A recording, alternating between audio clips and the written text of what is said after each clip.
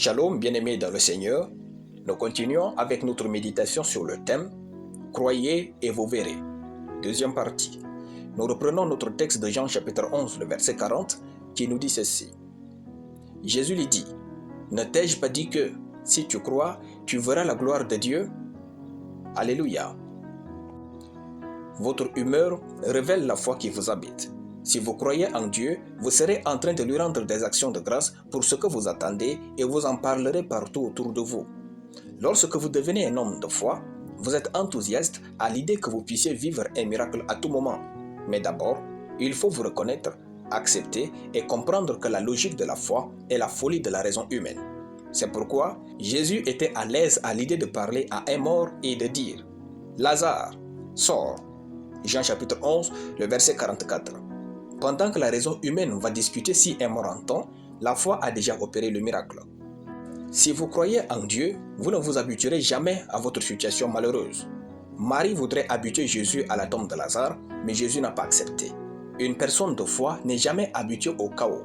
Chaque situation chaotique est une opportunité de croire à nouveau en Dieu et de voir sa gloire. Si vous croyez en Dieu, vous accepterez aussi le processus et le calendrier de Dieu. En effet, Marie et Marthe voulaient que Jésus vienne tôt pour guérir leur frère. Mais Jésus est venu à son heure et a opéré selon son processus et son protocole d'exécution. Le miracle de la résurrection est plus grand que celui de la guérison. Si vous croyez en Dieu, vous accepterez aussi ses instructions. Une personne de foi attend les instructions de Dieu pour son miracle. Les instructions divines sont un indicatif que votre miracle est en travail chez Dieu. Si vous croyez en Dieu, vous ne verrez jamais une triste fin pour vous. Comme Shadrach, Meshach et Abednego, comme Daniel, vous espérerez toujours une fin joyeuse et glorieuse pour vous.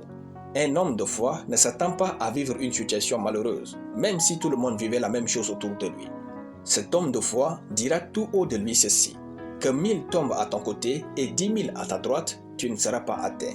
De tes yeux seulement, tu regarderas et tu verras la rétribution des méchants, car tu es mon refuge, ô Éternel. Tu fais du Très-Haut ta retraite. Aucun malheur ne t'arrivera, aucun fléau n'approchera de ta tente. Car il ordonnera à ses anges de te garder dans toutes tes voies, ils te porteront sur les mains, de peur que ton pied ne heurte contre une pierre. Psaume chapitre 91, de versets 7 à 12. Vous n'êtes pas tout le monde quand vous croyez en Dieu. Peu importe le chaos, vous êtes fait en Christ pour triompher. Alléluia. Nous allons prier. Père victorieux, je te rends grâce pour ta parole. Je me porte vers les grandes choses au nom de Jésus. Amen. La lecture biblique en une année, 2 Chroniques chapitre 1 à 2 Chroniques chapitre 3. Soyez bénis, c'était le pain du ciel.